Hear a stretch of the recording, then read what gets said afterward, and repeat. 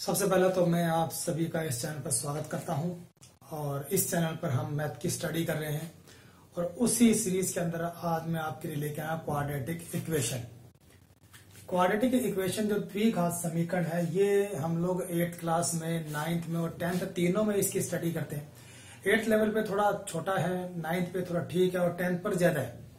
ठीक है, 8th class में जो हम मेथड पढ़ते हैं वो स्प्लिटिंग मेथड है। 9th में भी जो हम पढ़ते हैं वो भी स्प्लिटिंग मेथड है। ठीक है, गुणनखंड विधि। और जो हम लोग जो पढ़ते हैं 10th क्लास में वहां पर 3 मेथड आती हैं, 3 जो अपने तरीके हैं करने के।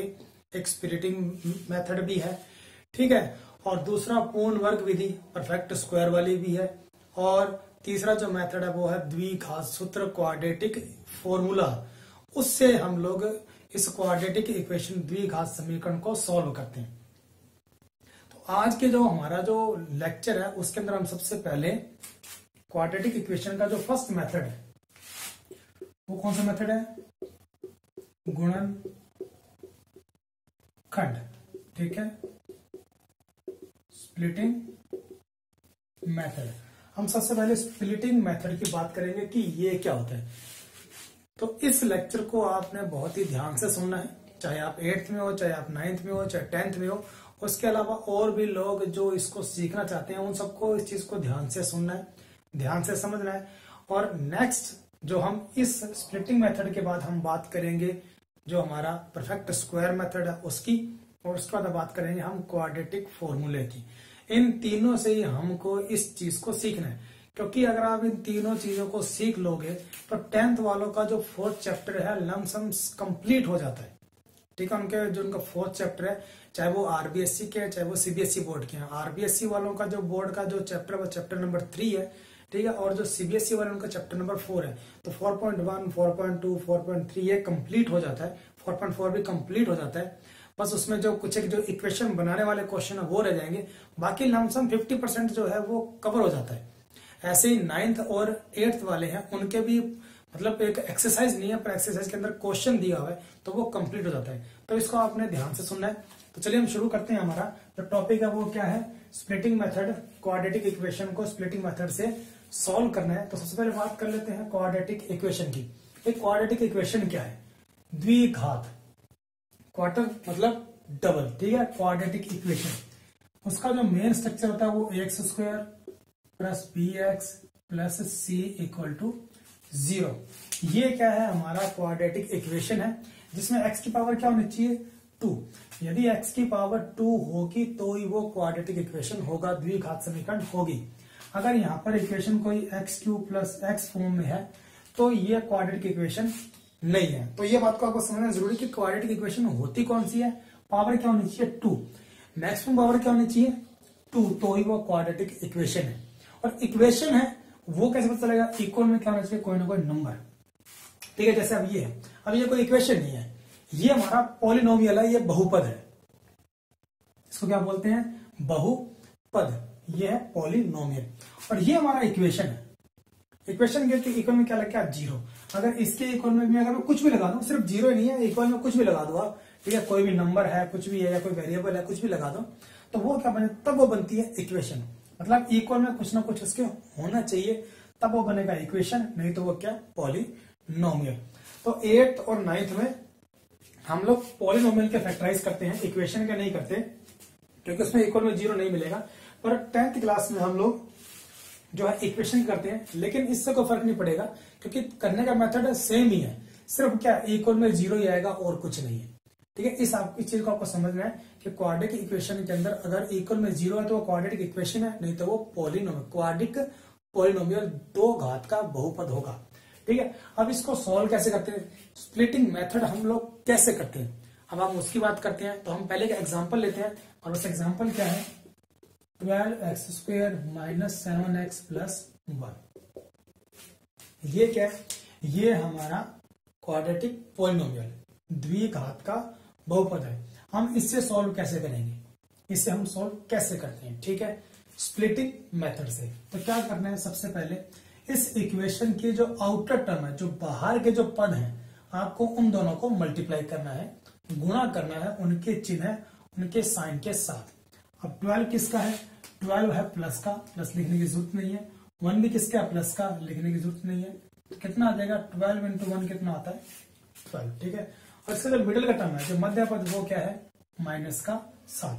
अब ये माइनस का 7 कैसे हुआ, हमारा मेन फॉर्म क्या था, a x square plus b x plus c equal to 0।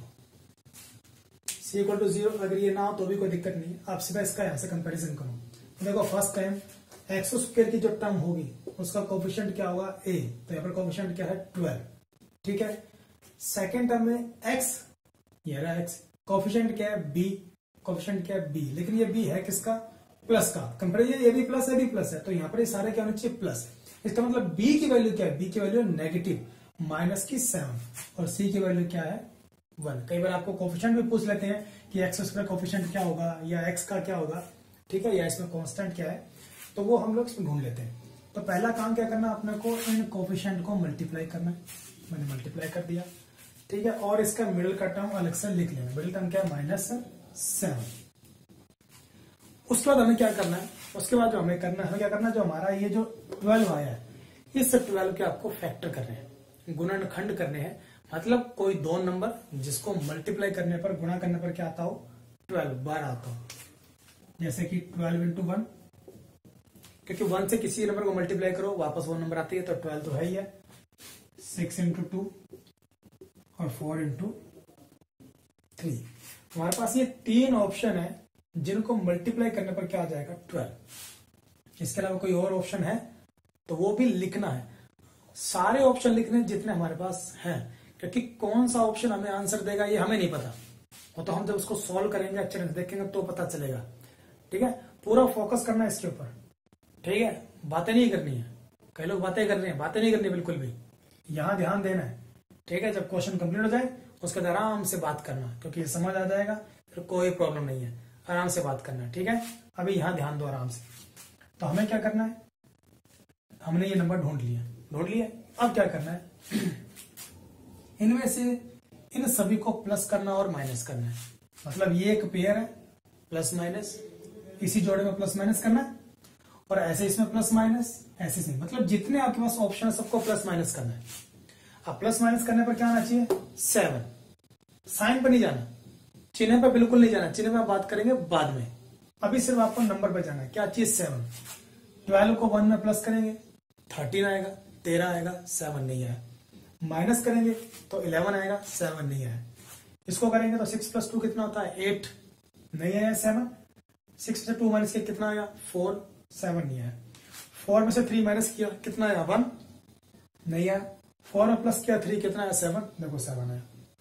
इसका मतलब हमारा जो ऑप्शन है क्वेश्चन सोल्व करने के लिए वो क्या है, वो ये है।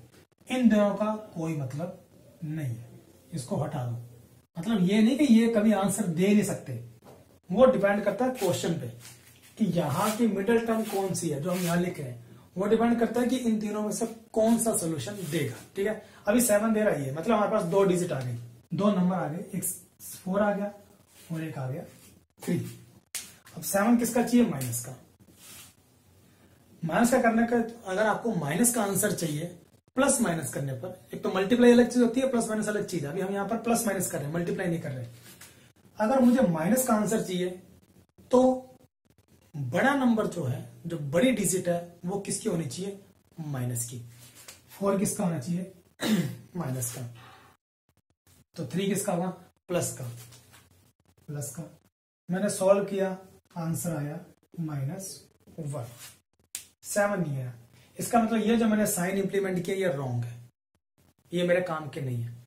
फिर मैंने क्या किया, अब ये नहीं कि सिर्फ यही माइनस है, हम इसको माइनस और इसको प्लस कर सकते हैं, तो ये आंसर देगा 1। ये भी हमारे काम का नहीं है, ठीक है। तो अभी यहां से आपने एक बात तो ये सीख ली कि अगर आपको नेगेटिव का आंसर चाहिए तो बड़ा नंबर क्या होना चाहिए नेगेटिव, ये 100% है। बड़ा क्या होना चाहिए नेगेटिव, छोटा चाहे प्लस हो चाहे माइनस हो, वो बात की बात है कि डिजिट क्या आएगी, नंबर क्या आएगा, ठीक है। अब तीसरा ऑप्शन हमारे पास क्या है, दोनों क्या करते हैं माइनस के। जब मैंने दोनों माइनस के किए तो आंसर क्या आएगा -7। ये आंसर हमारा आ गया, ठीक है। यानी कि नेगेटिव का आंसर लाने के लिए आपके पास 2 ऑप्शन है, एक तो -4 + 3 कर लो और एक -4 - 3 कर लो। ये कब, जब आपका यहां क्या हो, -1 हो। पर अभी क्या है, अभी तो 7 है, इसलिए हमारा करेक्ट जो ऑप्शन है वो क्या है, ये। तो हमारे 2 नंबर बन गए। इस 12 के फैक्टर करने पर 2 नंबर थे ये, और यही 2 नंबर जो एग्जैक्ट फॉर्म में आ गए, जो एकदम करेक्ट फॉर्म में आ गए, वो क्या है, -4 और -3। तो क्या, अगर आप -4 को इंटू करो -3 से, तो क्या आएगा, 12 ही आएगा। ठीक है, 12 आ रहा है कि नहीं आ रहा है, देखो 12 है। और इसी को सॉल्व करने पर क्या आ रहा है, -7 भी तो आ रहा है, मतलब प्लस माइनस करेंगे तो -7 आएगा कि नहीं आएगा। तो हमारा करेक्ट सोल्यूशन क्या है, -4 -3। अब हम इसको इंप्लीमेंट कैसे करेंगे, यहां लगाएंगे कैसे। तो फर्स्ट टर्म को तो फर्स्ट टर्म ही रखना है, उसको नहीं लाना। सेकंड को गायब कर दो, ठीक है, जादू चला और ये गायब हो गया, और ये किस में चेंज हो गया, इन में। अब वो कैसे, 4 किसका है, माइनस का, तो जो वो साइन है वही यहां लिखना आपको। डिजिट क्या है, नंबर क्या है 4, वेरिएबल क्या है x, मतलब x वेरिएबल लगाना आपको। ऐसे -3 वेरिएबल क्या है x, और प्लस में 1। तो ये हमने इस 7 को क्या करते हैं, स्प्लिट, तोड़ दिया। इसी को बोलते हैं स्प्लिटिंग मेथड। आपको क्या करना है, ये मिडल टर्म है, इसको स्प्लिट करना है। इसको मिडल टर्म स्प्लिटिंग मेथड भी बोलते हैं। मध्य पद के जो उसको है उसको तोड़ना भी कहते हैं। ठीक है, तो अब इसके आगे क्या करना है, आगे करना है, अब इनमें पेयर बन गया, ठीक है, जोड़ा बन गया। एक जोड़ा यहां है और एक जोड़ा यहां है। जब भी 4 पद 4 टर्म बनती है, तो 4 टर्म में क्या होता है, 2 2 के पेयर बना के हम कॉमन निकालते हैं। ठीक है, ये हम लोगों ने 7th में या 8th में किया हुआ है।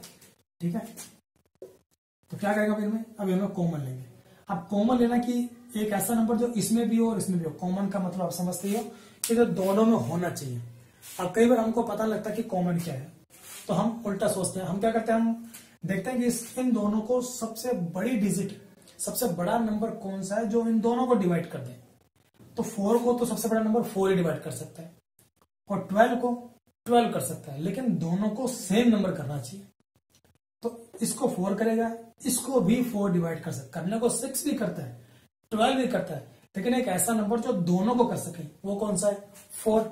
इसका मतलब 4 क्या आपका कॉमन, दोनों में x है भाई, यहां x, इसका मतलब क्या है, x इंटू एक्स। इसके पास 2x है, इसके पास 1 है, तो कॉमन तो एक ही x आएगा, वो मैंने ले लिया। अब इससे डिवाइड करने में कितना आएगा, ये 3, एक x कॉमन ले लेते हैं, कितना आ गया x, और इससे जब इसको डिवाइड करें तो कितना आएगा, 1 आएगा। मतलब ये कंप्लीट क्या होगा, कॉमन आ गया। अब इसकी बारी, इनमें कुछ भी कॉमन नहीं है। अब 3 के फैक्टर करें तो क्या आता है, 3 इंटू 1।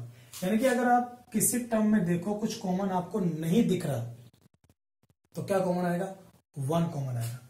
अब मैंने 1 कॉमन लिया, बात है कि यहां साइन क्या आएगा, साइन इस फर्स्ट टर्म के अकॉर्डिंग आएगा। मतलब इस पेयर में ये फर्स्ट टर्म है, इसके अकॉर्डिंग ये पहला पद है, तो इसके अनुसार जो है माइनस ही क्या आएगा, कॉमन।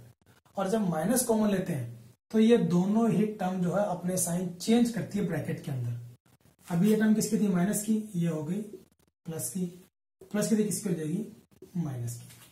अब देखो ध्यान से, ये दोनों क्या है, सेम। अगर आपके क्वेश्चन में आपने सॉल्व किया और ये दोनों टर्म सेम नहीं आई, तो मतलब आपने गलत किया है। 200%, नॉट 100, 200% आपने क्या किया, रॉन्ग किया है, आप ही गलत हो। ठीक है, क्वेश्चन में कोई प्रॉब्लम नहीं है, प्रॉब्लम आपके सोल्यूशन में। तो दोबारा जाओ, दोबारा देखो उसको कि भाई मैंने क्या मिस्टेक की है। ठीक है, अब ये एक टर्म है, ये भी क्या है, एक टर्म है। अब इन दोनों टर्म में कॉमन क्या है, इन दोनों टर्म में कॉमन क्या है, 3x माइनस 1। इन दोनों टर्म में ये क्या है, कॉमन, ब्रैकेट में क्या रह जाएगा, 4x माइनस 1। क्या करना है, अब इस टर्म में और इस टर्म में देखना कॉमन क्या है। ये कॉमन है, मैंने इसको बाहर लिख दिया। जो बच गया, यहां क्या बचा, 4x, वो लिख दिया। यहां क्या बचा, 1, वो लिख दिया। बीच में साइन क्या था, माइनस, वो भी लिख दिया। तो ये थे हमारी इस quadratic polynomial, not equation. Y, इसके इक्वल में क्या है, 0 नहीं है। ठीक है, ये बन के क्या हो गया, इसके फैक्टर स्प्लिटिंग मेथड से। अब बात आती है इक्वेशन की। तो इक्वेशन क्या करना है, इक्वेशन में सिर्फ और सिर्फ आपको यहां क्या लगाना है, 0 0 0 और 0। बिना 0 के 8th क्लास और 9th क्लास में है, 0 के साथ 10th क्लास में है, क्योंकि 10th में भी क्या आता है 0। ठीक है, तो फिर अब इसके आगे क्या करना है, वो 10th वालों के लिए है कि इन दोनों ही फैक्टर्स को अलग अलग 0 के इक्वल रखना है। तो यहां क्या आ जाएगा, 3x इक्वल टू 1 और x इक्वल टू 1/3 और x equal to 1, x equal to 1/4। तो ये आ गया हमारे इस क्वाड्रेटिक इक्वेशन के सॉल्यूशन। और इन्हें हम क्या कहते हैं, इनको हम कहते हैं रूट्स या फिर जीरोस, हिंदी में बोलते हैं मूल। मतलब इस इक्वेशन के सॉल्यूशन क्या है, इसके हल क्या है, वो ये दोनों है। मतलब इसको अगर यहां रखें x की जगह या इसको रखें सॉल्व करें तो आंसर क्या आएगा, 0 आएगा। क्योंकि 0 देगा तो ही क्या होगा, वो उसका सॉल्यूशन होगा, वो उसका रूट होगा। ठीक है, अब रूट कितने आए हैं, 2। इक्वेशन कितने पावर की है, 2 पावर की। तो ये चीज आप ध्यान में रखना, माइंड में रखना कि पावर जितनी होगी उसके रूट भी उतने ही होंगे। 2 पावर है तो 2 रूट होंगे, 3 पावर है तो 3 रूट होंगे।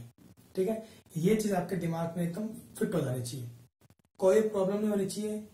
कोई प्रॉब्लम है तो मैं हूं, आप कमेंट सेक्शन में अपनी प्रॉब्लम लिखिए, मैं उसका सोल्यूशन आपको प्रोवाइड करवाऊंगा। ठीक है, तो ये हमारा फर्स्ट एग्जांपल था क्वाड्रेटिक इक्वेशन का। ठीक है, कि इसको कैसे स्प्लिटिंग मेथड से सॉल्व करते हैं। ठीक है, आपका 10th क्लास का है, चाहे 9th का है, चाहे 8th के हैं, उन सब के अंदर मतलब 9th और 8th में तो सिर्फ इक्वेशन एक्सरसाइज के अंदर जो है सिर्फ एक चैप्टर है, चैप्टर के अंदर क्वेश्चन है जहां पर ये चीज यूज की गई है।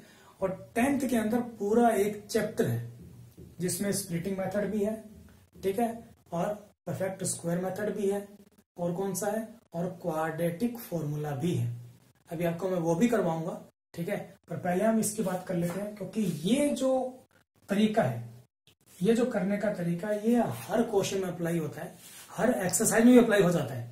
चाहे आप कोई भी एक्सरसाइज करो, लमसम हर एक्सरसाइज के अंदर ये जो मेथड है, क्योंकि जब भी क्वाड्रेटिक इक्वेशन बनेगी, द्विघात समीकरण बनेगी, चाहे वो कोई भी चैप्टर हो, चाहे वो एरिया निकालने का हो, ठीक है, चाहे वो कोई और इक्वेशंस का हो, उन सब के मेनली तो एरिया वाले के अंदर ही, या हम जो हमें स्टेटमेंट दी होती है जब उससे इक्वेशन बनाते हैं, उनके अंदर सबके अंदर ही क्या है, इसका यूज करना होता है। सबसे इजी मेथड क्या है, वो यही है। ठीक है, लेकिन इससे भी इजी मेथड कौन सा होता है, क्वाड्रेटिक फॉर्मूला होता है। ठीक है, उसमें डायरेक्ट एक फॉर्मूले में वैल्यू पुट करके सॉल्व करना होता है।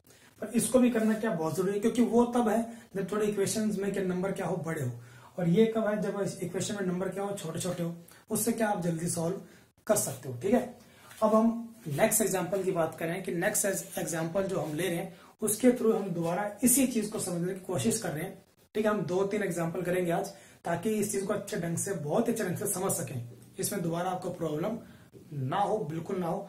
हाँ जी, तो हमारा नेक्स्ट एग्जाम्पल क्या है, ये सामने आपके लिखा हुआ है नेक्स्ट एग्जाम्पल।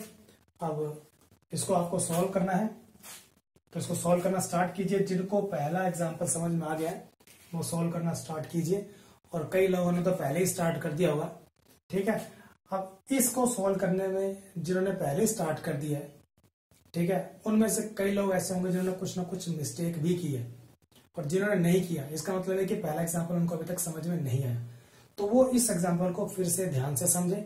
और जिन्होंने स्टार्ट कर दिया अब वो रुक गए होंगे कि सर ने बोला कि ये तो गलत किया है, और सर ने कहा था कि भाई जो एक्सटीरियर टर्म है उनको मल्टीप्लाई कर लो, तो फिर ये गलत कैसे है। गलत ऐसे है कि मैंने आपसे एक बात और भी कही थी, मैंने कहा था क्वाड्रेटिक इक्वेशन का मेन स्ट्रक्चर, ये भी मैंने बोला था आपको, पर आपने इस बात को ध्यान नहीं दिया। क्योंकि हम लोग अक्सर क्या करते हैं, हम लोग अक्सर सिर्फ और सिर्फ क्वेश्चन कैसे सॉल्व होगा ये सोचते हैं। ठीक है, या एक क्वेश्चन सॉल्व कर लिया है तो बस उसको देखते हैं कि भाई उसके थ्रू दूसरा आ रहा है तो चलो फटाफट कर दो, लेकिन जो उसका रूल है उसको नहीं देखते। रूल में मैंने आपको क्या बताया था कि क्वाड्रेटिक इक्वेशन का जो मेन स्ट्रक्चर है वो क्या है, ये। अब ये मेन स्ट्रक्चर क्या ये ऐसा है, नहीं है ना। सबसे बड़ा कौन, एक्स स्क्वायर। सबसे बड़ा कौन, रुपया नहीं है, सबसे बड़ा यहां पर कौन है, एक्स स्क्वायर है। ठीक है, तो ये सबसे बड़े भैया हैं, हमको क्या करना है, सबसे पहले लिखना है, उसके बाद छोटे भैया 5x, उसके बाद माइनस का 6 इक्वल टू 0। तो ये है हमारी मेन स्ट्रक्चर। ठीक है, ये मेन स्ट्रक्चर है, उसके अकॉर्डिंग हमने इसको कन्वर्टर कर लिया, इसको हमने बदल लिया। अब ये सॉल्व होगा। अब लगाओ मेथड, मल्टीप्लाई करो उसको, तो 6 इंटू 6 माइनस 36, मिडिल टर्म क्या है 5। ठीक है, अब क्या करना है, अब 36 क्या करना है फैक्टर। माइनस प्लस को ध्यान नहीं देना है, सिर्फ नंबर पे ध्यान दो। 36 फैक्टर क्या आएंगे, 36 इंटू 1 और 18 इंटू 2 और 12 इंटू 3 और 9 इंटू 4। ये हमारे पास इसके फैक्टर हैं। 6 इंटू 6 भी है। अब क्या करना है, अब जो आपके पास ग्रुप बना है, जो जोड़ा बना है, उसको जोड़ो और घटाओ, प्लस माइनस करो। 36 में से हमने 1 को क्या किया माइनस, 35 आएगा, प्लस किया 37, ये नहीं आएगा। तो इन सबको ऐसे सॉल्व करना है। और हमें 5 कौन देगा, हमें 5 देगा ये। ठीक है, 9 माइनस 4, बाकियों का काम खत्म। तो हमारा जो एक आंसर आया है, जो एक सोल्यूशन आया है, जो कि प्रॉपर सोल्यूशन नहीं है, अभी ये एग्जैक्ट आंसर नहीं हमारा, ये एग्जैक्ट सोल्यूशन नहीं है, इसको एग्जैक्ट में चेंज करना है। वो कैसे, देखो 5 किसका है, प्लस का। ठीक है, प्लस का नहीं है। और मैंने बताया था अभी आपको कि अगर आपको पॉजिटिव आंसर चाहिए, पर कब, माइनस करने के बाद, या आपको नेगेटिव आंसर चाहिए कब, माइनस करने के बाद, तो दोनों कंडीशन में जो साइन आपको चाहिए, बड़ी डिजिट है, वो भी उसी साइन की होनी चाहिए। तो यहाँ पर ये 9 किसका होना चाहिए, प्लस का, और 4 किसका होना चाहिए, माइनस का। तभी तो क्या आएगा, 5 आएगा। अब ये है अपना मेन प्रॉपर सोल्यूशन।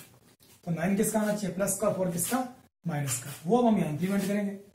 तो 6x² प्लस में 9x माइनस में 4x माइनस 6 इक्वल टू 0। देखो इन दोनों को सॉल्व करोगे तो वापस ही जाएगा। लेकिन डायरेक्ट हम सोच नहीं सकते, क्योंकि ये जो टर्म है, ये जो टर्म है, ये भी क्या इसमें अपना एक पूरा रोल मतलब निभा रही है, एक बड़ा रोल इसका भी है।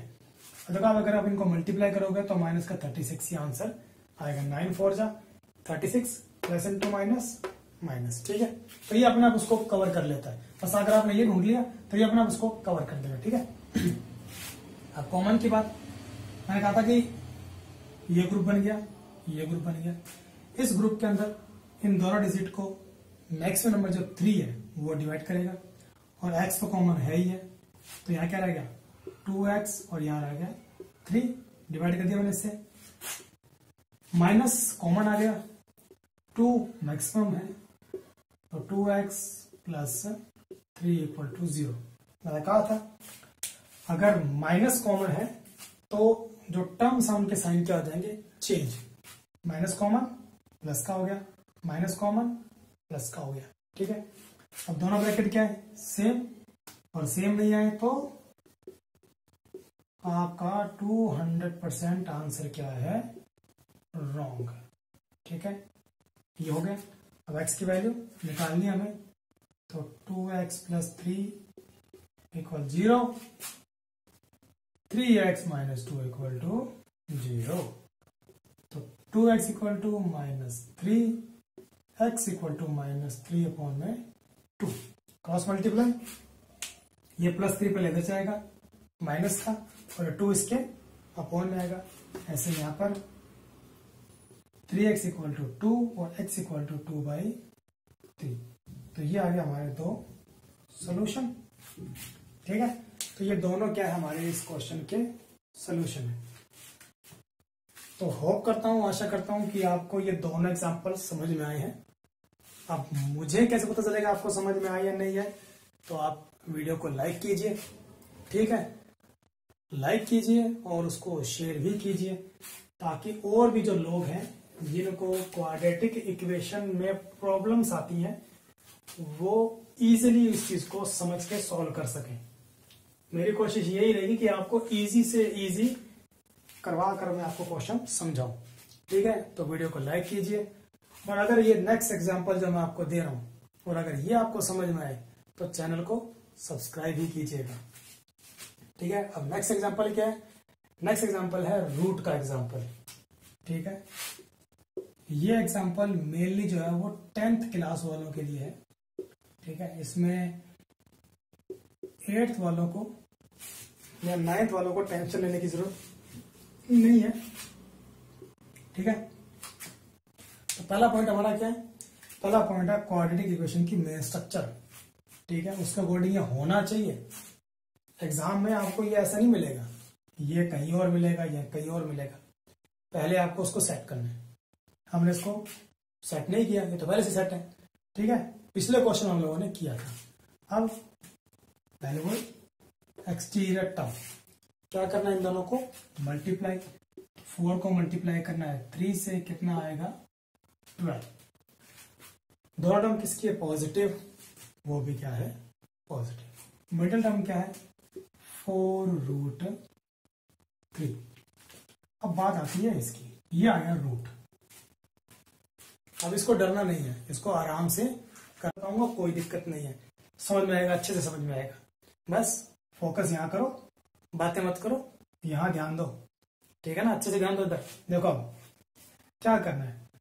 अब आपका आंसर √3 में आना चाहिए। और आपको पता है कि ये टर्म कब आती है? ये आती है जब आपके पास 2 फैक्टर होते हैं, उन दोनों फैक्टर को प्लस या माइनस करने पर ये टर्म आती है। और √3 जो नंबर है वो एक इरेशनल नंबर है, और इरेशनल नंबर प्लस या माइनस होने पर इरेशनल ही रहेगा। वो कब रहेगा? जब वो दोनों ही प्लस माइनस करने वाली टर्म सेम इरेशनल नंबर की हो, अपरिमेय संख्या है।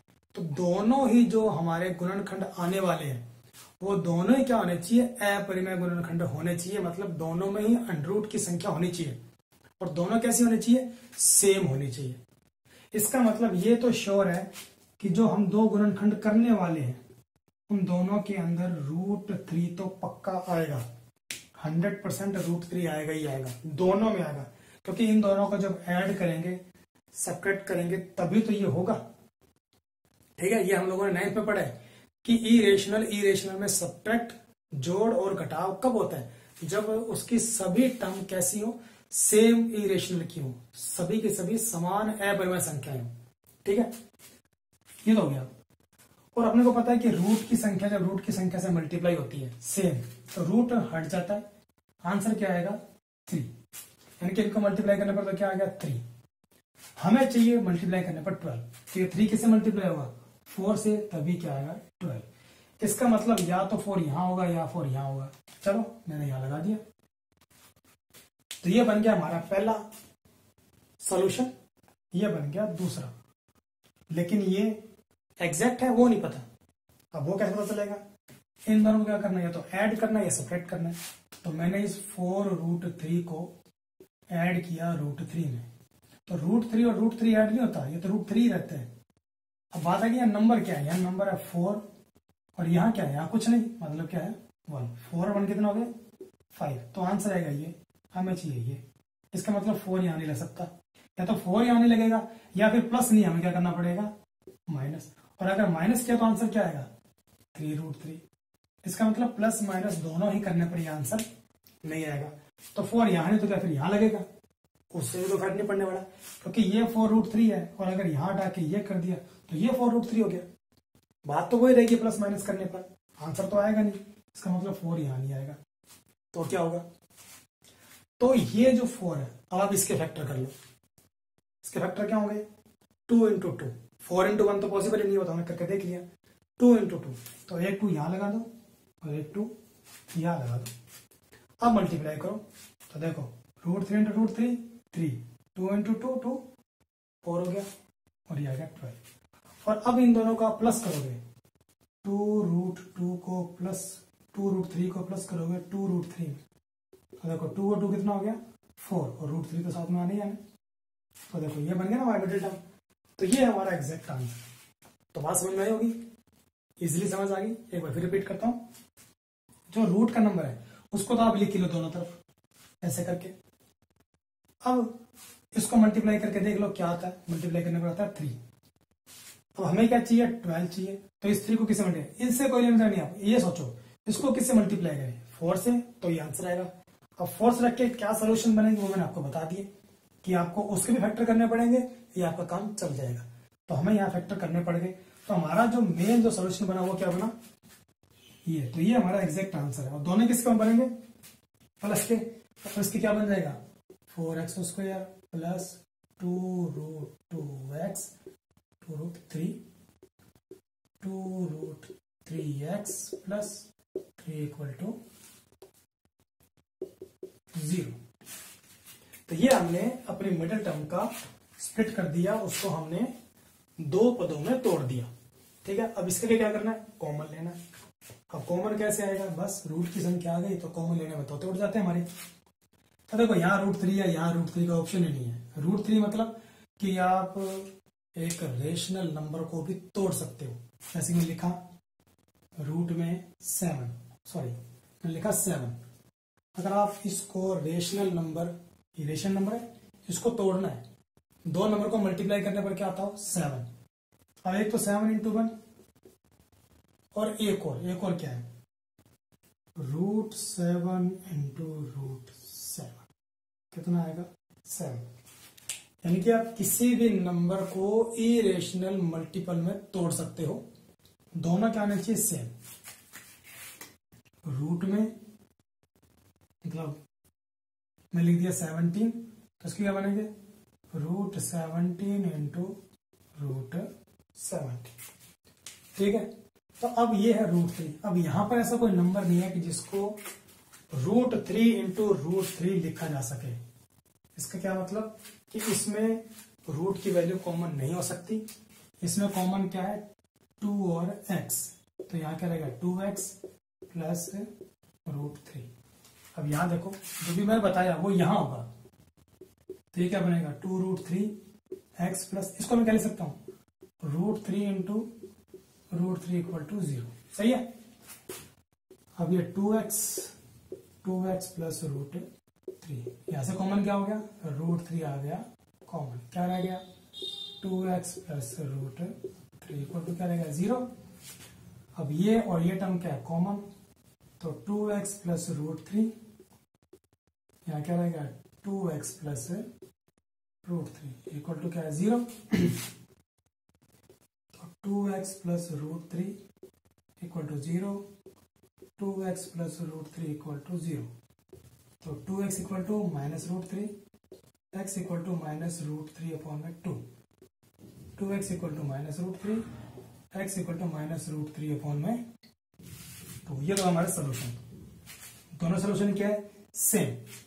देखो इक्वेशन की पावर कितनी है, 2 है, सोल्यूशन कितने आएंगे, 2। अब ये 2 के 2 सेम भी हो सकते हैं, डिफरेंट भी हो सकते हैं, तो यहां दोनों क्या है, सेम। तो ये था हमारा आज का क्वाड्रेटिक इक्वेशन को स्प्लिटिंग मेथड से, गुणनखंड विधि से सॉल्व करना। तो मैं उम्मीद करता हूं कि आपको ये अच्छे ढंग से समझ में आया होगा। और ये क्वेश्चन अगर आपको अच्छे ढंग से समझ में आया है तो आप चैनल को सब्सक्राइब जरूर करिएगा। ठीक है।